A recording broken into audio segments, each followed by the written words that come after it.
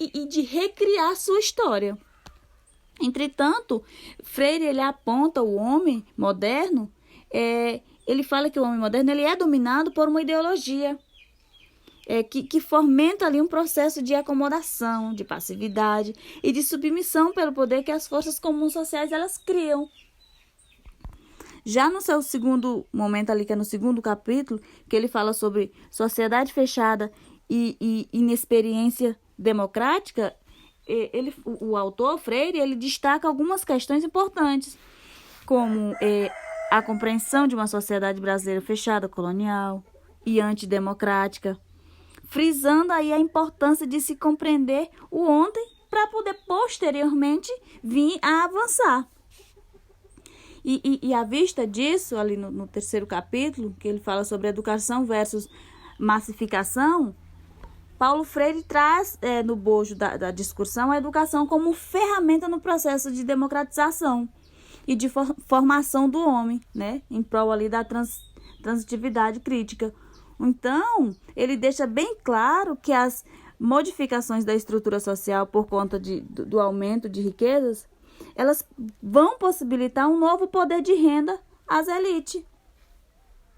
E só no quarto capítulo que Freire traz ali a educação, né, e conscientização.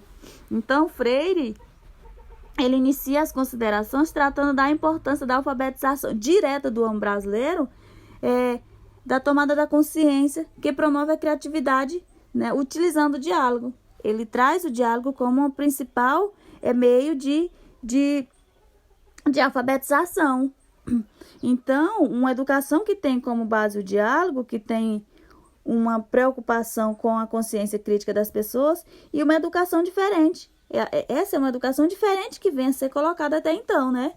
E ele criticava uma educação baseada na dominação e na domesticação. Para ele, a educação ela precisava proporcionar o pensamento crítico e a construção do conhecimento. Então, democracia, participação popular, consciência, liberdade e criticidade são os conceitos fundamentais para essa pedagogia freiriana, ou seja, cidadãos livres para pensar e produzir. Cartas à Guiné-Bissau. Freire atuou no projeto de alfabetização popular promovida em Guiné-Bissau. O conjunto de cartas que compõem as obras, né, tem um objetivo mais reflexivo de apontar a potência, a paixão e a criação daquele povo, né?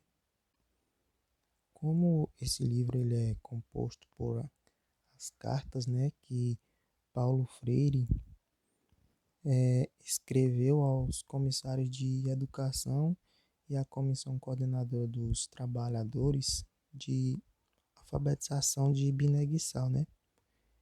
Nesse processo de criação, de alfabetização, de ensino-aprendizagem, Paulo Freire teve uma grande influência, né? No país, né, de Guiné-Bissau, que tiveram ele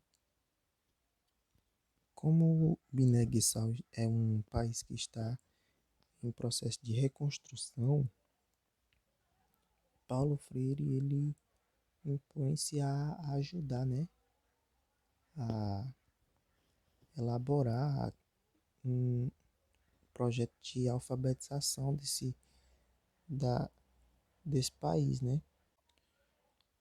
E como ele se dispôs a ajudar, o que ele fez? Como é um país que está em processo de reconstrução, ele pegou o que tinha da educação naquele país, o que ainda sobrou de educação, né? Estudou e com esse material que ele leu, estudou sobre o país e com suas visitas constantes, né, ao país, ele conseguiu criar uma base para educar novamente e reiniciar esse processo de educação em Guiné-Bissau.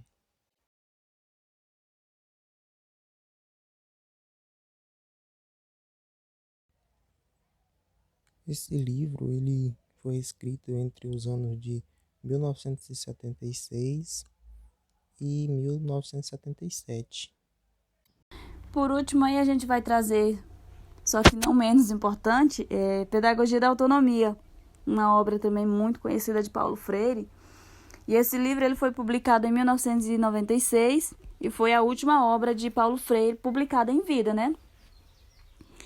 Esse livro ele apresenta propostas de práticas pedagógicas necessárias à educação como forma de construir a autonomia dos educandos, né?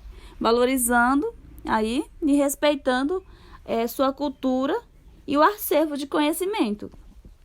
Em uma reunião de experiências transformadas em pensamentos, que busca aí integração do ser humano e a investigação de novos métodos, né, valorizando a curiosidade dos educandos e também dos educadores. Então, Freire, ele introduz a pedagogia da autonomia, explicando suas razões para analisar a prática pedagógica do professor, né, em relação à autonomia de ser e de saber do educando. Ele enfatiza essa necessidade de respeito ao conhecimento que o aluno ele traz para a escola. Então, ele define essa postura como ética e defende a ideia de que o educador ele deve buscar essa ética, né, a qual ele chama aí de ética universal do ser humano, essencial para o trabalho docente. Então, Freire ele enfatiza a necessidade de uma reflexão crítica sobre a prática educativa, né? Sem a qual a teoria pode se tornar apenas discurso e a prática, né, acaba sendo uma reprodução sem questionamento. Então, ele ressalta o quanto um determinado gesto do educador pode aí repercutir na vida do aluno, né? Afetividade e postura. Então, da necessidade também de reflexão sobre esse assunto. Segundo, ele ensinar exige respeito aos saberes do educando. Pensar, então, é fundamental no cotidiano de um educador, porque cabe ao educador saber fazer o seu pensamento transparecer. Então, o educador ele deve buscar junto à sua turma algo muito importante. O que seria? A liberdade. Mas não qualquer liberdade, e sim a liberdade feita de confiança, de respeito entre professor e o aluno. E para finalizar, né, nosso trabalho, tem uma seguinte frase dele, né, de Paulo Freire, que ele diz o seguinte, que ninguém educa a si mesmo. Os homens educam-se entre si, mediatizados pelo mundo. Então é isso, pessoal. Nosso trabalho é isso daí. Tem as referências.